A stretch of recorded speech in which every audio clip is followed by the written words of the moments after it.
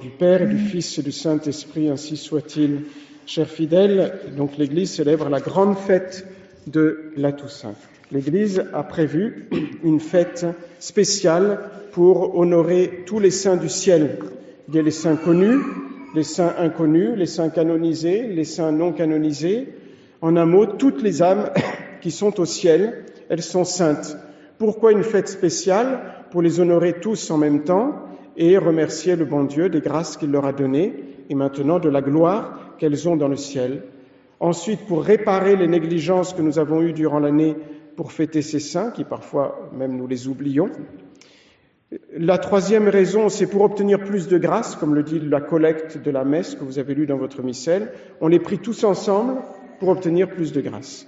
Et le quatrième but, c'est pour nous encourager à la vertu. Et je voudrais m'arrêter un peu sur ce quatrième but, parce que le découragement est une tentation qui peut arriver à tout le monde durant la vie. Et donc, je parlerai du contraire. Il faut toujours faire le contraire de la tentation, n'est-ce pas? Agere contra, donc faire le contraire. Tout d'abord, rappelons que la sanctification, c'est pour tout le monde, tous les âges, évidemment à partir de l'âge de raison, tous les états de vie, toutes les situations. Pourquoi? Parce que c'est la volonté du bon Dieu. Saint Paul le dit. La volonté de Dieu sur vous, c'est que vous vous sanctifiez. Jésus nous adresse souvent la parole dans l'Évangile pour nous dire qu'il attend qu'on le suive. Vous venez de l'entendre dans l'Alléluia. Venez à moi, vous tous qui souffrez et qui peinez, et je vous soulagerai. Je suis la lumière, je suis la vie, je suis la voie. Et surtout, soyez saints comme mon Père est saint. C'est clair, il faut être saint. C'est la volonté de Dieu. Cette sainteté, elle est donc possible aussi parce que c'est plus l'œuvre de la grâce du bon Dieu que notre œuvre à nous-mêmes. C'est une œuvre surnaturelle. Pour se sanctifier, il faut trois choses. La confiance en Dieu, qui évidemment inclut la foi, les efforts, et c'est cela dont je parlerai principalement, et la docilité. Mais la sainteté, c'est plus l'élan de Dieu vers nous que de nous vers le bon Dieu. Parce que le bon Dieu, on pourrait dire, fait 95% du travail, mais faut-il faire les 5% qui restent. Imaginez une âme faible, une âme petite, une âme malade, et donc Jésus cependant veut l'élever. Si cette âme elle est donc docile à la grâce du bon Dieu, si elle est soumise au bon Dieu, eh bien le bon Dieu va la faire monter. L'Église, elle est sainte. Ça signifie aussi que jusqu'à la fin du monde, elle va former des saints. L'Église a cette puissance. La source de la sainteté, c'est le cœur de Jésus, et cette source ne sera jamais donc tarie. Alors on peut se sanctifier, c'est la deuxième vérité à nous rappeler, partout. On peut se sanctifier à l'école, quand on étudie. On peut se sanctifier au travail, au bureau, à la maison, en vacances, en famille, en ville, en campagne. Évidemment, on se sanctifie aussi dans la vocation, et normalement plus facilement, n'est-ce pas? Mais partout le bon Dieu nous veut, dans un état de vie, dans notre devoir d'état, on doit se sanctifier. Il faut avoir la foi, il faut savoir souffrir chrétiennement, il faut aimer le bon Dieu. Des auteurs pieux, n'est-ce pas, spirituels, disent qu'il y a beaucoup d'âmes, de personnes qui sont dans des situations qui déjà les mettent dans une ambiance, si vous voulez, d'héroïsme, parce que leur devoir d'état est difficile. Mais encore faut-il surnaturaliser cela. Donc il faut faire des efforts pour que notre vie soit surnaturalisée, c'est-à-dire qu'il faut transformer notre vie par la foi, par la charité, ce devoir d'état qui parfois est difficile. Et donc, qu'est-ce que ça signifie? Ça signifie qu'il faut le faire en état de grâce, évidemment, pour se sanctifier, c'est évident, et avec une intention surnaturelle, pour plaire à Dieu, par amour du bon Dieu, et donc aussi en lui offrant ce que nous faisons, n'est-ce pas, comme on l'apprend, et donc aussi aux enfants. Malheureusement, ce qui manque à beaucoup de catholiques, d'âmes, c'est cette foi et cette charité qui transforment leur vie, qui, justement, a déjà ce terreau, donc qui nécessitent des efforts et qui, s'ils sont surnaturalisés, eh bien, amènent à la sainteté, à la sanctification. Allons un peu plus à fond, approfondissons cette collaboration du bon Dieu envers nous. Quelle est la condition indispensable pour se sanctifier? Il faut le vouloir. Il faut avoir une volonté ferme, constante de se sanctifier. Vertu, en latin, ça signifie force. Il faut de la fermeté d'âme pour toute vertu, en tout et partout. C'est ce que les parents disent continuellement à leurs enfants, et ils ont bien raison. Ils doivent continuer et insister pour leur dire, il faut faire des efforts. Voilà ce qu'on dit aux enfants. Et c'est ça la sainteté, c'est faire des efforts. Combien de fois, nous-mêmes, par exemple, les prêtres, nous entendons donc un fidèle qui dit, voilà, maintenant je travaille contre tel défaut. Voilà. Je lutte contre tel défaut, que sais-je, la gourmandise, la colère, la paresse. C'est ça la vie spirituelle. C'est faire des efforts, c'est lutter contre son point faible. Donc, on parle de force de l'âme en comparaison avec la force du corps. Alors, parfois, il y a des gens qui sont prédisposés à cette force d'âme. Il y en a qui le sont moins. Mais tout le monde peut et doit acquérir, justement, donc, cette force, donc, d'âme, donc, en la travaillant, de même qu'on travaille la force du corps, n'est-ce pas? Et de plus, la force, c'est une vertu spéciale qui a un but très précis.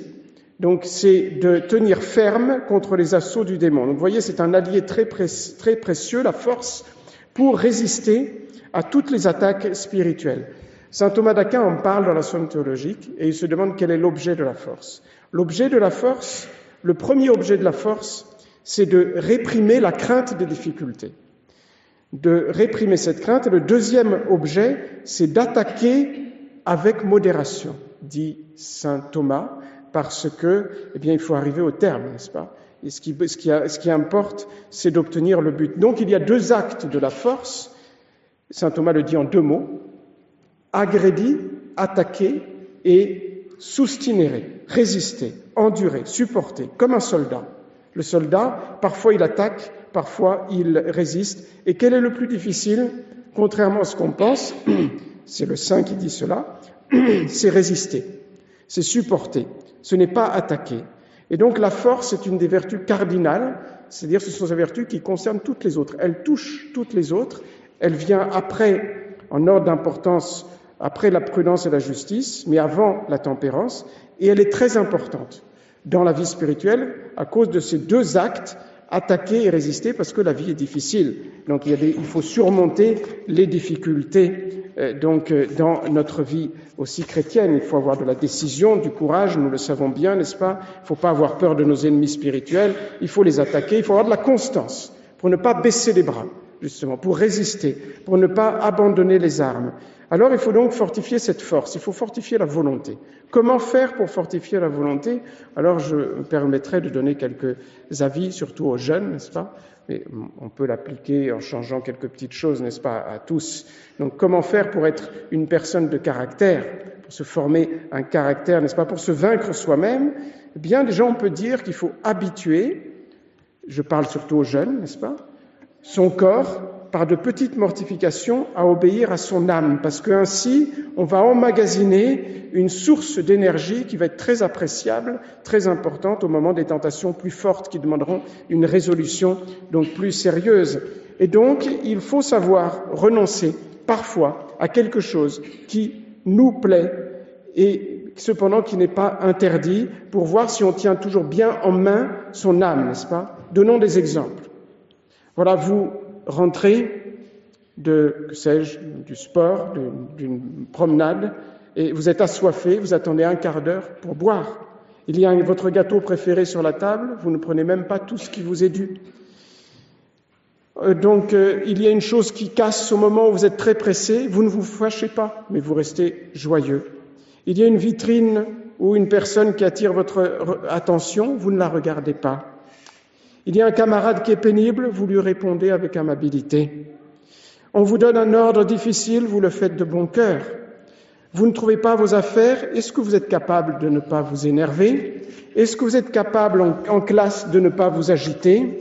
Est-ce que vous êtes capable de ne pas toucher, par exemple, à des friandises que vous mettez sur votre table de travail pendant toute une journée? Est-ce que vous êtes capable, pour certains d'entre vous en tout cas, de ne pas toucher à votre téléphone portable pendant une journée, ou au moins une demi-journée, ou même quelques heures? Vous me direz, mais c'est des détails tout cela. Certes, c'est des détails, mais Voyez-vous, on construit un édifice spirituel, c'est comme un bel édifice. Regardez l'église de Chasselet, c'est une succession, un entassement, si on peut dire, de petites pierres les unes sur les autres. Et ainsi, eh bien, fait-on dans la vie spirituelle. C'est les petites victoires quotidiennes qui vont augmenter votre confiance en vous et faire que vous n'allez pas reculer devant les difficultés de la vie et devant aussi les tentations. Donc, qu'est-ce qu'un adolescent qui devient un adulte de valeur? Eh bien, c'est uniquement l'adolescent qui va savoir supporter, qui va agir, qui va travailler, on pourrait dire qui va suer et qui va pratiquer les vertus. On peut prendre 2 exemples historiques. Skanderg, qui était un soldat qui a lutté contre les Turcs musulmans pour repousser les musulmans. Un jour, il était pris par les musulmans. On lui dit maintenant, rends ton épée. Et il a répondu, je vous rends mon épée, mais le secret de ma force, ce n'est pas mon épée. Le secret de ma force, il est dans mon bras et il est dans mon sang. Et Godefroy de Bouillon, qui peut être un idéal, un exemple parfait à imiter, donc qui était un chevalier, un roi de Jérusalem, eh bien, un jour, au plus fort de la bataille durant la croisade, d'un seul coup d'épée, il a fendu en 2 un adversaire qui agressait les autres. Et donc, ensuite, il a levé la main, il a dit « Cette main n'a jamais été souillée d'aucun péché mortel, d'un péché d'impureté. » Donc, voyez, plus on remporte de succès dans la lutte, que sais-je, contre la paresse, contre l'inexactitude, contre la négligence, plus vous allez vous habituer aux privations, à la patience, au silence, plus vous allez être fort dans les tentations et les exigences illégitimes des instincts naturels. Celui qui ne sait pas jamais se refuser une chose permise, je reviens à ce que je disais au début, comment pourra-t-il éviter alors tout ce qui est défendu? C'est la comparaison avec les exercices physiques. Plus on fait d'exercices physiques, plus on est fort. De même, plus on entraîne sa volonté, plus on devient maître de soi, et plus les actions bonnes deviennent faciles. C'est une question d'entraînement, et après on trouve même de la joie dans la vie donc spirituelle. Celui qui, quand il est enfant, ensuite adolescent, ensuite jeune homme ou jeune fille, a su dans des petites choses qui semblent insignifiantes en apparence, qui sait triompher, donc par exemple de la curiosité, de la paresse, de la gourmandise, qui sait supporter, quand on est jeune, la tête haute, on pourrait dire le froid, le chaud, la faim, la soif, celui qui sait se taire, celui qui sait commander à ses regards, celui qui sait étouffer la colère quand ça commence à monter, eh bien celui-là, il va être fort moralement. Il va apprendre à repousser les tentations, les instincts les plus dangereux, comme des lions furieux, au moment où il faut, avec un ordre donc sévère, impératif. Donc vous voyez, il faut lutter, mais la lutte produit de la joie. La lutte produit de la joie, même les païens l'avaient compris. Boès disait, pardonnez-moi, je le dis en latin, c'est 4 mots, superata tellus, la terre domptée, la terre vaincue, ridentia donat. Eh bien, elle donne des sourires, elle prodigue ses sourires, elle donne de la joie.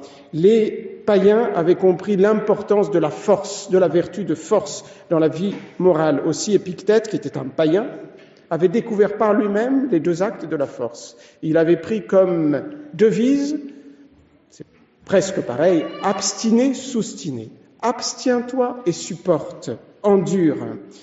Il y aurait tant d'autres choses à dire, mais je ne veux pas être trop long. Je rajoute quelques petites choses qui peuvent vous aider, nous aider, parce que ça nous concerne tous, plus ou moins, de près ou de loin. Les anciens disaient « Age quod agis », ça signifie « sois bien à ton affaire, fais bien attentivement ce que tu dois faire maintenant ». Il faut certes prendre soin de sa santé, mais ne pas gâter son corps, parce que c'est frère l'âne, il doit obéir, n'est-ce pas? Il ne doit pas commander. Il ne faut jamais être inactif. Les païens déjà. Vénus otia amat. Vénus, c'est la déesse, en fait, de l'immoralité. Vénus, donc l'immoralité, aime la fainéantise, aime l'oisiveté. Et donc, il faut faire des activités, ça c'est vraiment pour les plus jeunes aussi, avec d'autres, avec vos frères, vos sœurs, avec des amis catholiques, il ne faut pas trop s'isoler, n'est-ce pas? Et donc, voilà, cette vertu de force, elle est si importante, mais pour nous tous, dans la vie spirituelle, la fermeté, l'énergie dans la vie spirituelle. Et donc, nous aussi, tous adultes, on doit être généreux. Tout ce que je dis, on peut l'appliquer d'une façon ou d'une autre à nous-mêmes, n'est-ce pas? Généreux dans la vie chrétienne. Pas se limiter à ce qui est strictement obligatoire, mais aller plus loin, n'est-ce pas? Je donne quelques exemples pour les adultes, qui leur conviendra peut-être un peu mieux, n'est-ce pas? Pour finir, confessez-vous plus régulièrement. Préparez mieux votre confession. Si vous le pouvez, venez à la messe en semaine. Venez aux vêpres, telle fête, n'est-ce pas, tel dimanche, et au salut du Saint-Sacrement. Venez à la messe chanter aussi comme vous le faites, n'est-ce pas? Donc, pour faire quelque chose en plus. Réservez un moment pour la méditation, pour une lecture spirituelle, peut-être en allant moins sur l'écran, n'est-ce pas, justement. Donc, en un mot, il faut être généreux avec le bon Dieu. Si on fait un pas vers lui, on dit que le bon Dieu en fait 99 vers nous. Il faut se servir, je vais vraiment finir par là, des difficultés pour en faire des moyens de salut. Si on a des difficultés, il faut être plus attentif sur nous-mêmes, plus pieux, mieux prier, plus mortifié, plus humble, plus appliqué à faire des bonnes œuvres. C'est comme ça qu'on fait les saints, n'est-ce pas? C'est l'exemple qu'ils nous ont donné. Les saints étaient comme nous, ils avaient des tentations, ils avaient des souffrances, mais ils ont pratiqué cette fameuse vertu de force, les 2 actes de la vertu de force, sustinere et aggredi, supporter et attaquer. Ils n'ont pas lâché, ils n'ont pas baissé les bras devant les difficultés, ils ont tenu bon. Dieu Tout-Puissant et Éternel, qui nous avait donné de célébrer dans une même solennité les mérites de tous vos saints, nous a fait dire l'Église, accordez-nous, à la prière d'un si grand nombre d'intercesseurs, l'abondance tant désirée de votre miséricorde, au nom du Père et du Fils et du Saint-Esprit, ainsi soit-il.